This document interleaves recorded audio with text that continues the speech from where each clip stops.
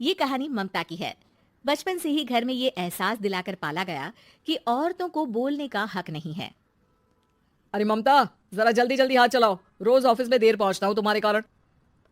लेकिन आपका सारा खाना पैक और तैयार भी है। अरे जबान जितनी चलाती हो उतना अगर हाथ चलाती ना तो शायद घर को अच्छे से मैनेज कर पाती। क्या मतलब है? क्या नहीं मिला आपको? मुझे मुझे कौन देगा? ममता भागकर पति को मोजे देती है। वो हर किसी का ख्याल रखती, लेकिन उसके घर में रोज का रोना लगा रहता। अरे माँ, आज स्कूल में टीचर ने मुझे फीस के लिए डांटा। माँ, मुझे अच्छा नहीं लगता कि स्कूल में फीस के पैसों के लिए मुझे कोई भी बात सुनाए।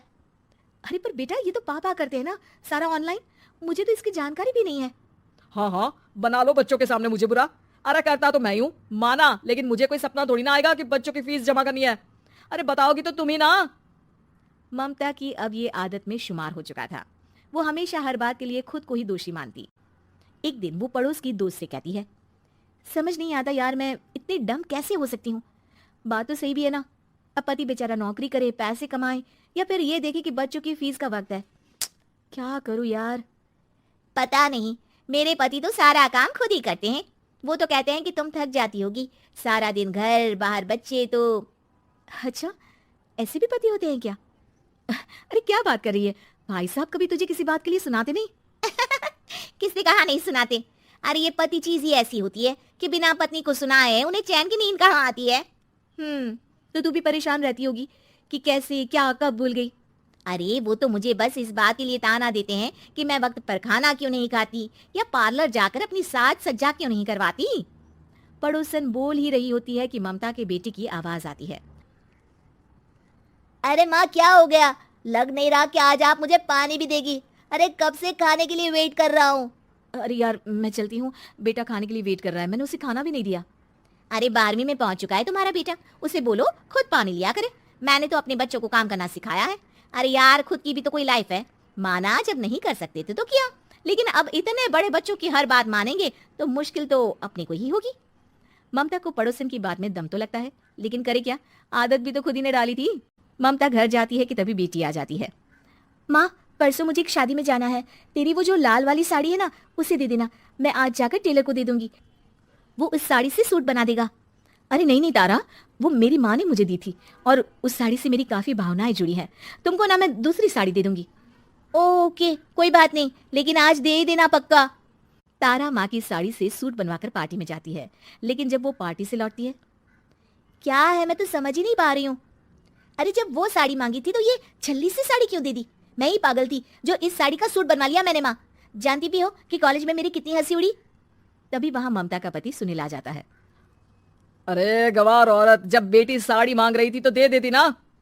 अरे पापा, इनके तो इमोशंस जुड़े थे उस साड़ी से। ममता इतने सब के बाद भी कुछ नहीं बोलती। मेरी बेटी की बेइज्जती हो गई, मैं बिल्कुल बर्दाश्त नहीं कर सकता ये। मैं नहीं चाहता कि मेरी बेटी से कोई भी ज्यादा सुंदर लगे पूरे कॉलेज में। जी, वो पढ़ने में तारा बिल्कुल अच्छी नहीं है, उसकी पढ़ाई पर आप ध्यान दीजिए ना। अच्छा, अब तुम मुझे बताओगी कि मुझे किस पर ध्यान देना और किस पर नहीं। रमेश जैसा ही ये वाक्य पूरा करता है, ममता की बेटी और पति उस पर जोर जोर से हंसते हैं। अरे ठीक है ना, पता ही नहीं चला कि कैसे वक्त इतना बीत गया। अरे कैसे पता चलेगा माँ, हम लोगों के पीछे जो तू बैताल की तरह चिपकी रहती थी, तुझे कैसे वक्त का पता चलता?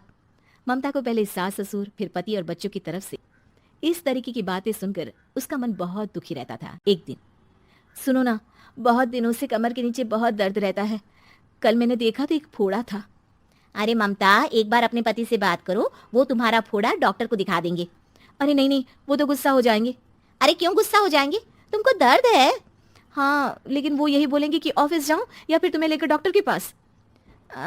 तो बेटे से ही बात कर ले। अरे वो तो मैं कर लूं, लेकिन फोड़ा है ऐसी जगह कि उसे बताते मुझे शर्म आएगी। लेकिन कुछ ना कुछ तो करना जरूरी है ना। ऐसे कब तक फोड़े के दर्द से तड़पती रहेगी? अब तो सोच रही हूँ कि इनसे बात कर ही लूं, वरना दर्द के मारे कहीं मर ना जाऊं। लेकिन शाम को। ममता, क्या किया तुमने आज? खाने के डिब्बे में कैसा खाना दिया था? दाल खराब हो गई थी, कब की थी? दाल तो मैंने सुबह ही बनाई थी, खराब कैसे हो गई? अच्छा सुनिए ना, मुझे कहना है कि। अरे गरम दाल बंद करोगी तो ऐसा ही होगा ना। बेइज्जती हो गई सबके सामने मेरी। ऑफिस वालों ने ऐसा मजाक उड़ाया कि क्या बोलूं। कल से ठीक से खाना देना है तो देना, वरना खाना देना बंद कर देना, बाहर खा लूंगा मैं। ममता जो पति से अपनी परेशानी बताने वाली थी, वो अब ये सोचने लगती है कि कल से पति को खाने में क्या दे। अगले दिन ममता थकी थकी सी हालत में, आप लोगों के लिए नाश्ता बना दिया है, खाना बनाने की हिम्मत नहीं है आज तो। रात भर सोकर थक गई है ना, इसीलिए तो खाना नहीं बना सकती। हिम्मत नहीं हो रही है, मैं बस सोने जा रही हूँ। बस मैडम को सोने का बोल दो, फिर देखो कैसे सोती रहती है। माँ फिर वही पराठा सब्जी। अरे हमारे साथ के दोस्त एक से बढ़कर एक नाश्ता खाना लेकर आते हैं, आप तो बस। सभी घर से निकल जाते हैं, लेकिन जब शाम को बेटा घर आता है तो घर में अंधेरा रहता है। बेटा लाइट चलाता है। क्या माँ तुम्हारा भी जवाब नहीं है बिजली का बिल बचाने के लिए? वो बोल ही रहा होता है कि सामने माँ जमीन पर लेटी मिलती है। वो उसके पास जाता है। अरे माँ क्या हो गया माँ? तभी वहां पड़ोसन आती है। अरे बेटा, तुम्हारी माँ के पैर के पास एक फोड़ा है, जिसके कारण ये लगातार कमजोर होती जा रही थी। मैंने उसे पहले ही कहा था कि घर में बता दो, लेकिन तुम्हारी माँ किसी को तंग करना नहीं चाहती थी। तभी वहां डॉक्टर आ जाता है। अरे इनके ऑर्गन में दिक्कत है, कोई बात है जो इनके मन में खटक रही है। अरे नहीं नहीं, इसके मन में कोई बात नहीं है, कोई काम है नहीं ना इसके पास, सारा दिन बस घर में ही रहती है। देखिए मैं तो ये नहीं जानता, लेकिन हाँ इनके मन में हमेशा कोई बात रह जाती होगी, इसलिए उनकी यह हालत है। अगर आप समय से नहीं ले आते तो हो सकता था कि। अरे नहीं नहीं डॉक्टर साहब, हम पूरी कोशिश करेंगे कि वो ठीक हो जाए। हम लोगों ने अपनी ही परेशानी माँ के सामने रखी, लेकिन किसी ने माँ की दिक्कत को जानने की कोशिश तक नहीं की। हाँ, मैंने भी ममता को हमेशा घरेलू जरूरत से ज्यादा काम का नहीं सोचा था।